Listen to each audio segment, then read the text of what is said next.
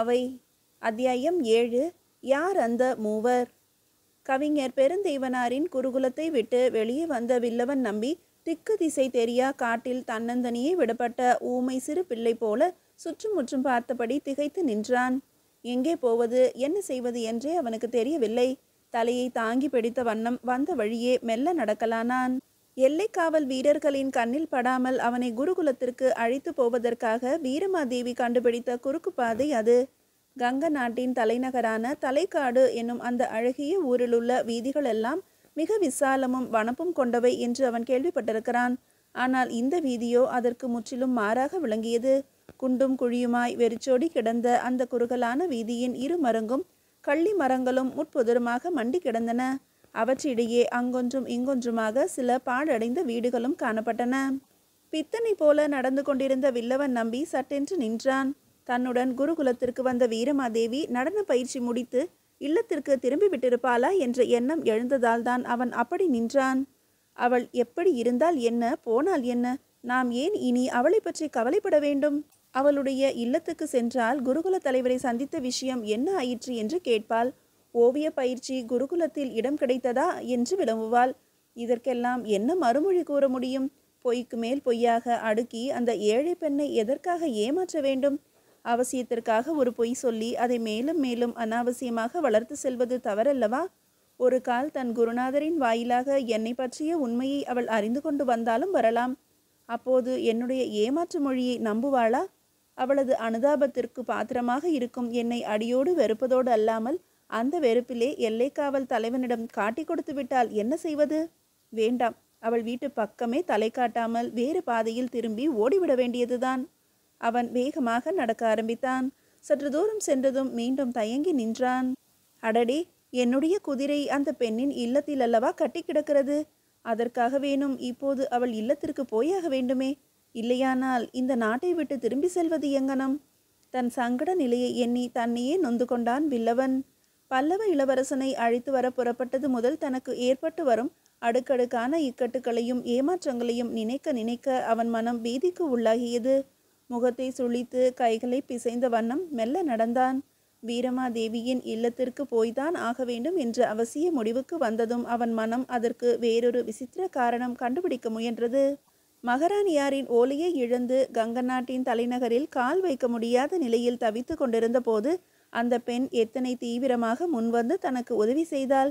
நேற்று இரவு அவள் இல்லத்தில் எனக்கு புகலிடம் அளித்ததோடு மட்டுமல்லாமல் குருகுல தலைவரை சந்திக்கும்படியான பேர் உபகாரமும் செய்தாளே. அவள் அப்படி செய்திராவிட்டால் இளவரசரை பற்றிய அந்த திடுக்குறும் செய்திகளை என்னால் அறிந்து கொண்டிருக்க இயலுமா? இதற்கெல்லாம் நன்றி கூறும் வகையில் அவளது இல்லத்துக்கு சென்று அவளிடமும் அவளது அன்னையிடமும் விடைபெற்று செல்வதுதானே பண்புள்ள செயலாகும். கருத்து கிடந்த அவனது முகம் சிறிதே மலர்ச்சி கண்டது. ஏதோ ஒரு இனிய நினைவு நெஞ்சில் வண்ண கோலம் பரப்பவே மெல்ல சிரித்து கொண்டான். கவிஞரை பார்த்தபின் அவசியம் எங்கள் வீட்டுக்கு வாருங்கள் என்று வீரமாதேவி கேட்டுக்கொண்டதை எண்ணியோ அல்லது நேற்று மாலை அவளை முதலாக பார்த்தபோது அவள் பேசிய குறும்பு பேச்சையும் மிடுக்கு பார்வையையும் நினைத்தோதான் அவ்வாறு தனக்குள் முறுவலித்து கொண்டான். இதனால் இதுவரை இல்லாத ஒரு உற்சாகம் அவனது உடலிலும் உள்ளத்திலும் புகுந்து சிலுசிலுக்கவே சற்று வேகமாக நடக்கலானான். வெறிச்சோடி கிடந்த அந்த வீதியின் எதிர்ப்புறமிருந்து 3 பேர் தொலைதூரத்தில் வந்து கொண்டிருப்பது தெரிந்தது. யாரையோ தேடுவது போல அவர்கள் அங்கும் இங்குமாக பார்த்தபடி வெகு வேகமாக வந்து கொண்டிருந்தார்கள். வில்லவன் நம்பியும் அவர்களை கவனித்தான். ஆனால் அவனுடைய கவலையே அவனுக்கு பெரிதாக இருந்ததால் தன் போக்கில் நடந்து கொண்டே இருந்தான். அவர்கள் மூவரும் அவனை சமீபித்து வந்து விட்டனர். அப்போதுதான் அவர்களை கவனித்தான் வில்லவன். அம்மூவரில் ஒருவன் காளாமுகனைப் போல தோற்றமளித்தான். இன்னொருவன் பாசுபதனை போல இருந்தான். மற்றொருவன் மாவிரதனை போல காணப்பட்டான். காளாமுகனை 50 வயதுக்கு மேல் மதிக்கலாம். மற்ற இருவரும் அவனுக்கு 2-3 வயது இளையவராக தெரிந்தனர். இவர்களில் மாவிரத மத சின்னங்களுடன் விளங்கியவனுக்கு ஒரு கை வெட்டப்பட்டு முடமாகி இருந்தது. சுற்றும் முற்றும் கவனித்தபடி வந்து கொண்டிருந்த அவர்கள் எதிரே வரும் வில்லவனை பார்க்க தவறவில்லை. விரைந்து வந்தவர்கள் ஏனோ சற்று தயங்கி நின்று தமக்குள் ஏதோ பேசிக்கொண்டனர். பிறகு அவனை குறுகுருவென பார்த்து கொண்டே கடந்து சென்றனர். இவ்வளவையும் கண்டும் காணாதவன் போல நடந்து கொண்டிருந்த வில்லவனின் மனம் திகிலுற்றது. இவர்கள் ஏன் நம்மை இப்படி பார்த்துவிட்டு போகிறார்கள்? கால்கள் பின்னலிட மெல்ல திரும்பி பார்த்தான். ஒரு மரத்தடியில் போய் நின்று கொண்டிருந்த அம்மூவரும் அவனையே கூர்ந்து கவனித்து கொண்டிருப்பது தெரிந்தது. யார் இவர்கள்? எல்லைக்காவல் வீரர்களாக இருப்பார்களோ? அனுமதியின்றி நகரின் உள்ளே நாம் பிரவேசித்ததை எப்படியோ அறிந்து கொண்டு நம்மை பிடித்து போக வந்திருக்கிறார்களோ? அவர்களை பார்த்தால் எல்லைக்காவல் வீரர்களைப் போல தோன்றவில்லையே. நம்மை ஏமாற்றி பிடிப்பதற்காக இப்படி காளாமுக பாசுபத மாவிரத வேடம் பூண்டு வந்திருப்பார்களோ? அவர்களிடம் நாம் சிக்கிவிட்டால் நிலைமை என்ன ஆகும்? நம்மை பற்றி விசாரிப்பார்கள். நாம் இன்னான் என தெரிந்து கொண்டால் நேரே கங்க மன்னரிடம் அழைத்து போய் நிறுத்துவார்கள்.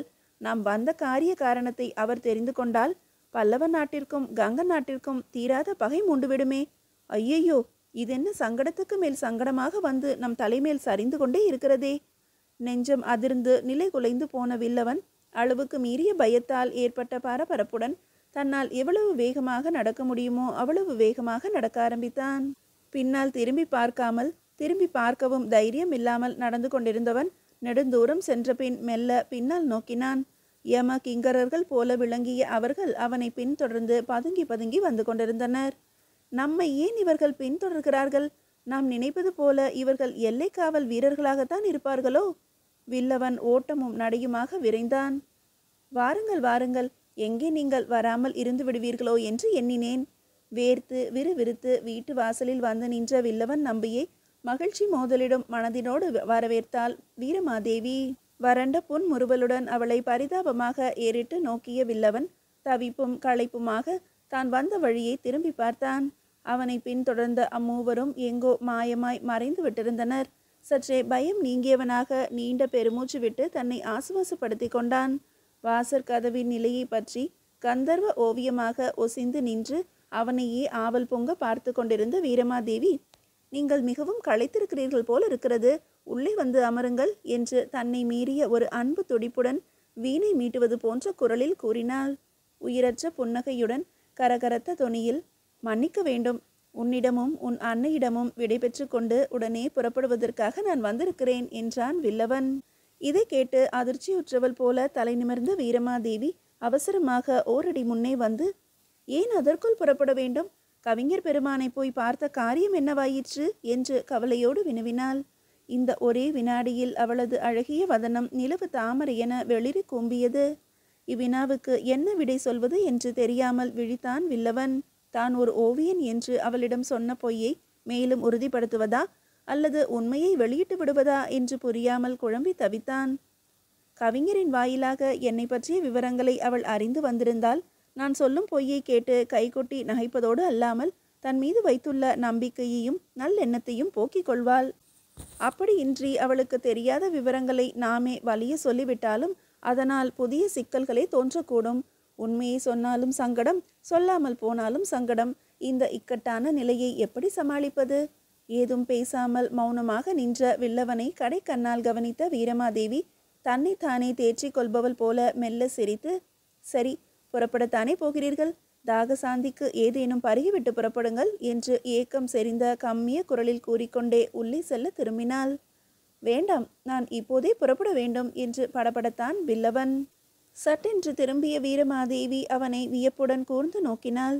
பிறகு கலீரென்று சிரித்து கொண்டே, உங்கள் புறவியை என் அம்மா மேய்ச்சலுக்காக ஓட்டி சென்றிருக்கிறாள்.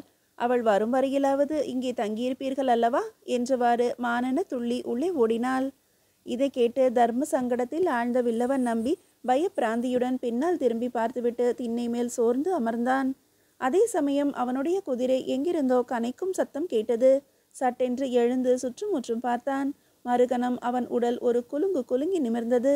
அதற்கு காரணம், நகர வீதியில் அவனை பின்தொடர்ந்த அம்மூவரும் வீரமாதேவியின் குடிலை நோக்கி வர அவளுடைய தாயான பானுமாலி அவர்களுக்கு முன்னே வில்லவனின் குதிரையை ஓட்டிக்கொண்டு வந்தாள். என்ன செய்வது என்று தெரியாமல் பரபரத்த வில்லவன் சடார் என்று திரும்பி, வீரமாதேவி, வீரமாதேவி என்று அழைத்து கொண்டே வீட்டினுள் பாய்ந்து சென்றான். இச்சமயம் உள்ளிருந்து வீரமாதேவியும் வெளிப்படவே இருவரும் மோதிக்கொள்வது போன்ற நிலையில் திடுக்குற்று நின்றனர். இரு ஜோடி கண்கள் வெவ்வேறு மனக்கோணத்தில் ஒன்றையொன்று கவ்வி பிரிந்தன.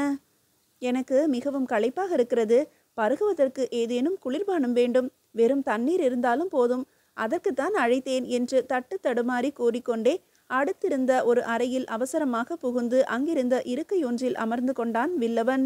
வியப்பும் மகிழ்ச்சியுமாக வெலவெலத்து நின்ற வீரமாதேவி தாழ முடியாத நாணத்துடன் தலை குனிந்து கொண்டாள். தன் பெயரை சொல்லி அவன் அழைத்ததை கேட்டதாலேயே அத்தகையதொரு தளதளப்பு நிலைக்கு ஆளானாள் அவள். தன் பெயரை உச்சரித்து விழிப்பதற்காகவே அவன் இப்படி தாகத்துக்கு கேட்டு திடீரென்று உள்ளே வந்திருக்கிறான் என்று எண்ணிய அவளுக்கு மேலும் வெட்கம் சூழ்ந்து கொண்டது. உங்களுக்காகத்தான் இப்போது மோர் சிலுப்பி கொண்டிருந்தேன், இதோ கொண்டு வருகிறேன் என்று தேன்பாக குரலில் அகவியபடி அங்கிருந்து பாய்ந்து சென்றாள் அவள். அறையில் தனியே அமர்ந்திருந்த வில்லவன் மெல்ல எழுந்து போய் ஒரு சிறிய சாளரத்தின் அருகில் நின்று ஓசைப்படாமல் வெளியே எட்டி பார்த்தான். அப்போதுதான் அந்த இல்லத்தின் திண்ணையிலே அம்மூன்று மனிதர்களும் வந்து களைப்போடு அமர்ந்தார்கள். மூதாட்டி பானுமாலி புறவியை ஒரு மரத்தடியில் கட்டிவிட்டு வந்தாள். அம்மணி, எங்களுக்கு பசி காதை அடைக்கிறது, உண்ண ஏதேனும் சிற்றுண்டி இருந்தால் கொடுங்கள் தாயே என்று கரகரத்த குரலில் கேட்டான் அம்மூவரில் ஒருவனான காளாமுகன். மற்ற இருவரின் கண்களும் யாரையோ தேடுவன போல அங்கும் இங்குமாக வட்டமிட்டு சுழன்றன. நான் தான் முன்பே சொல்லிவிட்டேனே, சுட்ட அப்பங்கள் எல்லாம் காலையிலேயே விற்பனையாகிவிட்டன என்று. நீங்கள் ஏன் பாவம் இவ்வளவு தூரம் வர வேண்டும் என்று அலட்சியமாக சொல்லிக்கொண்டே குடிலினுள் புக போனாள் பானுமாலி. கோபித்து கொள்ளாதே அம்மணி, நாங்கள் தேசாந்திரிகள். எங்களுக்கு உணவு படைத்தால் உங்களுக்கு புண்ணியம் வந்து சேரும், இரட்டிப்பு விலையேனும் தருகிறோம், எங்கள் வயிற்று பசியை அகற்று தாயே. ஏனையா வம்பு செய்கிறீர்? சொன்னதையே எத்தனை முறை திருப்பி சொல்வது? இது வேலை கெட்ட வேலை. விற்பதற்கு உணவு பண்டம் எதுவுமே என்னிடம் இல்லை. வேறு இடங்களில் போய் முயற்சி பண்ணிப்பாரும். அப்படி சொல்லாதே தாயே, சமணர்கள் மிகுதியான இந்த நகரத்தில் எம் போன்றவர்களுக்கு யாருமே உணவு வழங்குவதில்லை. அதனால்தான் உன் இல்லத்தை தேடி வந்தோம். உன் வீட்டு ஆண் பிள்ளைகளுக்கேனும் ஏதாவது உணவு வைத்திருக்க மாட்டாயா? அதிலே கொஞ்சம் பகிர்ந்தளித்து எங்கள் பசியை போக்கி தர்மத்தை சேர்த்து கொள்ளம்மணி. என் வீட்டில் ஆண் பிள்ளைகள் யாரும் இல்லையா, தயவு செய்து போய் வாருங்கள். காளாமுகன் இதை கேட்டு கடகடவென்று நகைத்தான். என்ன தாயே, இந்த சிறிய விஷயத்துக்காக இவ்வளவு பெரிய பொய் சொல்கிறாய்? சற்று முன்பு பார்த்தோமே உன் வீட்டுக்கு ஒரு ஆடவன் வந்ததை. அறைக்குள் இருந்த வில்லவன் இதை கேட்டு அதிர்ச்சியுற்றான். பானுமாலி இதற்கு என்ன மறுமொழி கூறுவாளோ என்று பயத்துடன் எதிர்பார்த்தான். பானுமாலி அம்முதியவனை கூர்ந்து நோக்கினாள். பிறகு குரலில் கடுகடுப்பு வெடிக்க, ஏனையா, வீடு என்று இருந்தால் வேறு ஆடவர்களே வரமாட்டார்களா? அப்படி வருகிறவர்கள் எல்லாம் என் வீட்டை சேர்ந்தவர்களாகத்தான் இருக்க வேண்டுமா? காளாமுகன் இதை கேட்டு பரபரப்படைந்தவன் போல நிமிர்ந்து, அப்படியானால் அந்த ஆடவன் யார் அம்மணி என்று அவசர அக்கறையுடன் வினவினான். வில்லவன் உடல் மேலும் நடுக்கமுற்றது.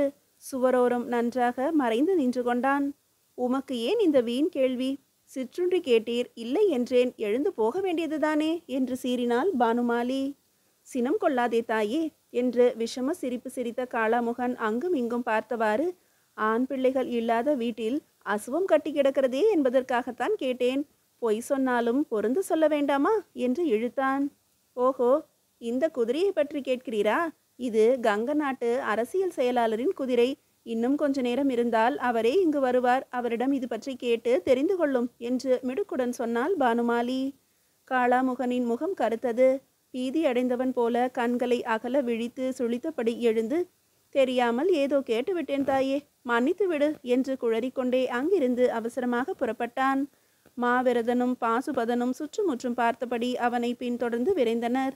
சற்று நேரம் அங்கேயே நின்று அவர்கள் போவதை பார்த்து கொண்டிருந்த பானுமாலி வெடுக்கென்று முகத்தை திருப்பியவாறு வீட்டினுள் சென்றாள். மீதியை அடுத்த அத்தியாயத்தில் காணலாம்.